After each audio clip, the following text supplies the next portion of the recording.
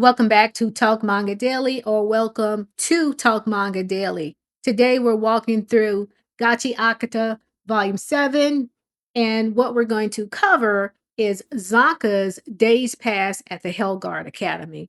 We won't do a chapter by chapter breakdown of Volume 7 as far as a discussion standpoint. This video is specifically dedicated to Zanka's pass, and we will entitle this video The Psychology of Average Joes versus Geniuses. I would like everybody to know that Zanka refers to himself as an average Joe. And in my perspective, Zanka can be the number one average Joe. In my opinion, Zanka is the number one average Joe. He refers to himself as an average Joe, but I think of him as the top tier average Joe, being the best average Joe that he can be. Zanka is my favorite character. Yes, this is Mel over here from Talk Manga Daily.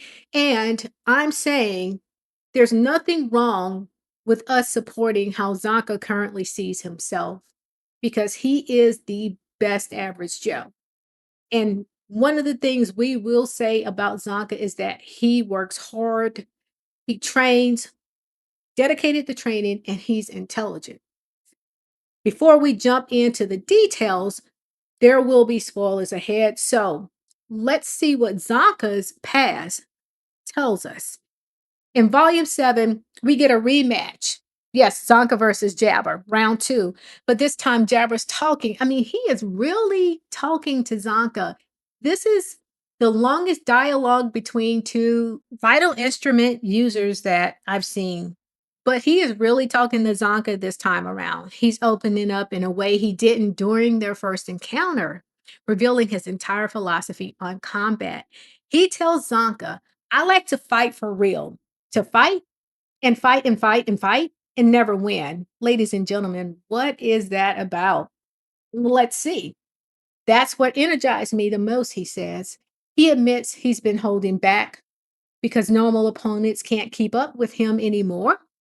And then comes the line that changes everything. He says this to Zanka. He says, You don't have to hide it anymore. You're just like me.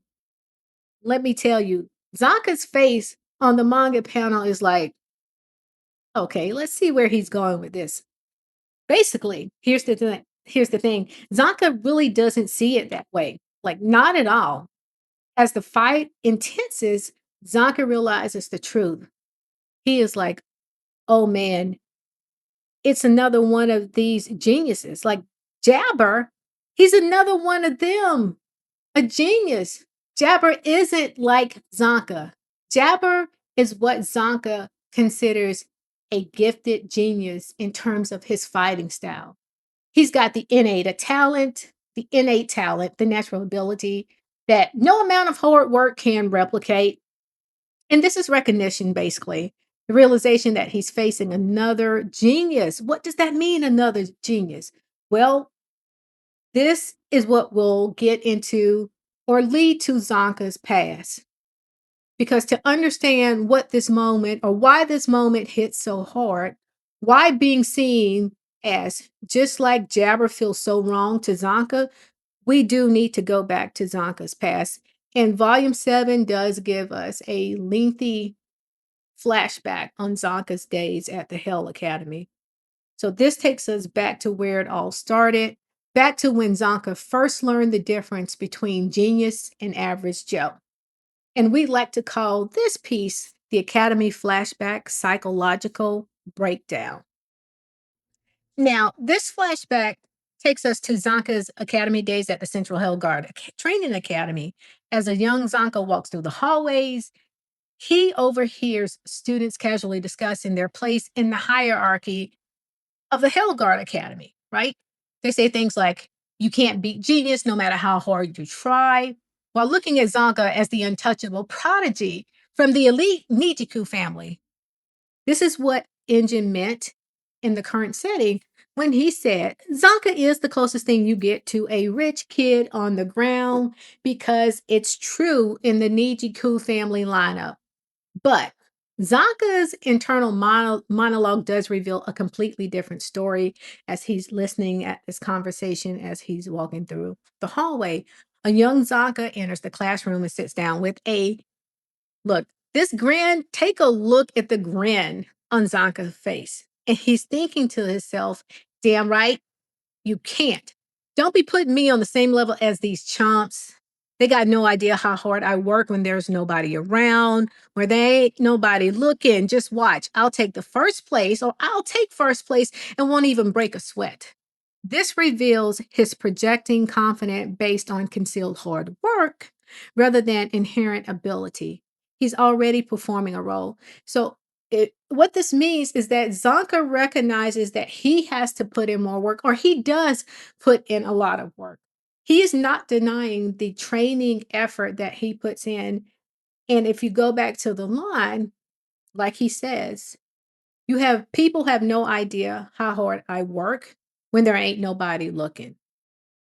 What happens next? There is an announcement by the academy instructor who enters the classroom and makes an announcement that will shatter Zonka's careful constructed identity. Yes, the instructor says in recent days, we've seen a rise in criminal activity, specifically giver criminal activity. We have decided to make an exception and assign a trainee with exceptional talent to this class. She grew up in the slums, but I can assure you she is capable. The new student, whose name is Hio, has joined the academy. Now, this is what we like to call the real genius appears. During the first Mark battle training exercise, Hio destroys every one of the students in the Mark battle combat exercise, including Zanka, with what the instructor calls crude but devastatingly effective fighting. The instructor does praise Hio. He calls her combat ability magnificent. To be able to outmatch every student in the class is something, what? It's very rare in a mock battle. The other students begin to just make excuses saying, I only lost because her style was so unexpected. But of course, Zanka response is totally different. Back in the hallway after the match, students gather discussing what happened. Zanka stands above them listening and says publicly, oh man, she really was tough. I didn't stand a chance. Glad I got to see a new fighting style. Looks like I got a lot more training to do. Zanka maintains his composed, humble facade. But also, this statement is so much like Zanka, even the current Zanka. Zanka will always resort to more training when things don't go really well in a battle. So he is about training, and more training. This is why I like Zanka. Zanka really understands that he has to train more than the average person. And that's true sometimes. Sometimes some people are just flat out geniuses and have to not put in much work, while others to even like get to close to their realm or stand in the company of them, they do have to train. But here's the thing. But after Zonka makes that comment, Zonka walks away from the group alone in the hallway and he bites his lip so hard until it starts to bleed. So take a look at this panel. Yes, Zonka's biting his lip to the point that is bleeding. His private thoughts contradict everything that he just said to the students. It's no biggie, right? It just means I still ain't working hard enough, as he would say. You know, Zonka has that slang when he talks, in case you haven't noticed. And this is when we also here at Talk Manga Daily discovered that Zanka was maybe from a different place on the ground. If you looked at Zanka's dialogue on the manga panel, I don't know how well it comes through in the anime, but if you look at Zanka's dialogue on the panel, we very early realized with Zanka's dialogue and how the ing was always truncated to drop the G, that Zanka possibly came from another area on the ground. Zanka's private thoughts contradict everything he said. Basically, it's no biggie. It just means I still need to work hard, or I ain't working hard enough. I am the best. She ain't beat me yet. He'll finds him there at the water fountain bending over, gripping onto the water fountain hard with blood dripping from his lips. Cognitive dissonance is staggering at this point. He's simultaneously accepting reality and Zanka is rejecting it at the same time, performing strength while bleeding. Yes, bleeding from his own self inflicted wound. The last part of Zonka's flashback, we'd like to call it the weapon selection disaster, but not really. Early on during the weapon selection lesson, the instructor had all these armaments of weapons laid out on the table, and the students needed to select their weapon, right? So, amongst all these katanas and other armament types of weapons was a beat up old stick. Here's the thing, that beat up old stick was no type of armament or weapon at all. It was actually in there by accident. But let's hear how Zanka ended up with this beat up old stick. Zonka was trying to be original. Some would say he may have been trying to outsmart everyone else. I think he was just trying not to put too much effort in it. With the direction that the instructor gave, that the right weapon demonstrates keen insight, Zonka was, we believe, just trying to take a different path and not put too much effort in it, or not trying to give it too much thought, but just to kind of like naturally go up and grab what speaks to him. But we see this all the time in the story, right? Someone ends up with something that looks broken or old or rusty, and it turns out to be one of the most powerful gifts for them, altogether. We've seen it all the time in anime. The thing is, this time this was truly a beat up old stick, but not really, right? So the look that people gave Zanka when the instructor said, "Oh, that stick wasn't supposed to be part of the weapons laid out on the table. It got in there by accident. It's truly not a weapon at all. It's just a regular old stick." And Zanka is watching Hio go up to select her weapons. And she picked what Zanka referred to as a average, ordinary, and completely unoriginal katana. Zanka laughed controllably, but more at his own failure. Own failure, but not really his own failure. Why? Because this beat up old stick will become Zanka's vital instrument, lovely assist staff. Yes. Just so you know, ladies, gentlemen, listeners, that lovely assist staff, and take a look at it on the panel, look at it very closely.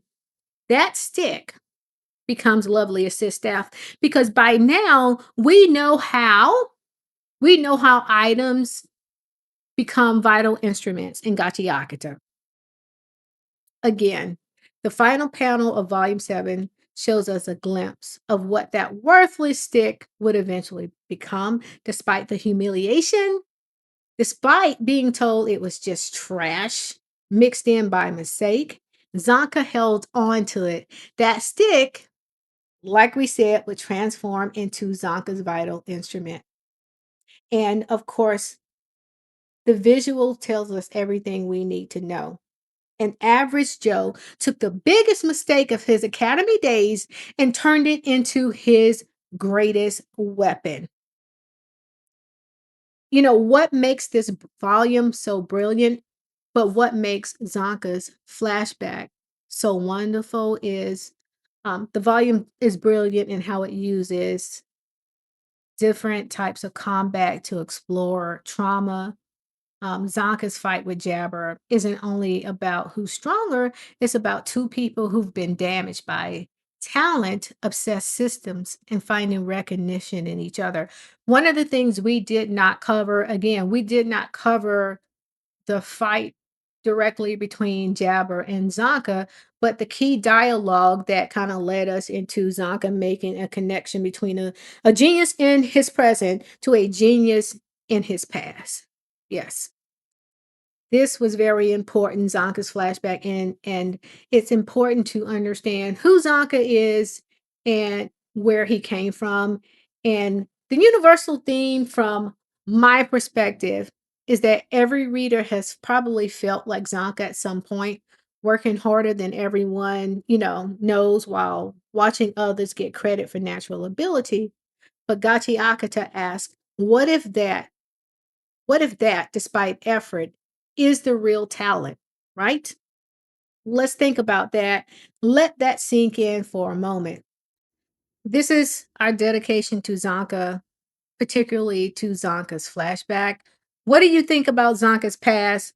What do you think about also, we should say that Zonka joined the cleaners and did not follow the Nijiku's family, I guess, legacy of joining the Hell Guards. That's something else that needs to be said. What do you think about Zonka's past? There are certain pieces we didn't cover that will lead into the chapters that will make up Volume 8, and Volume 8 does not come out until October the 21st in English here in the US. But we've already read all the chapters again, as we say, that's out on K Manga. Let's talk in the comments. Is Zanka's commitment to training and his effort more impressive than natural talent? If you're enjoying these character breakdowns or special dedication to certain pieces of a volume or chapter of manga for Gachiakuta, don't forget to like, subscribe, and comment. As always, keep reading, keep thinking, and talk Manga Daily with us. Thanks for watching.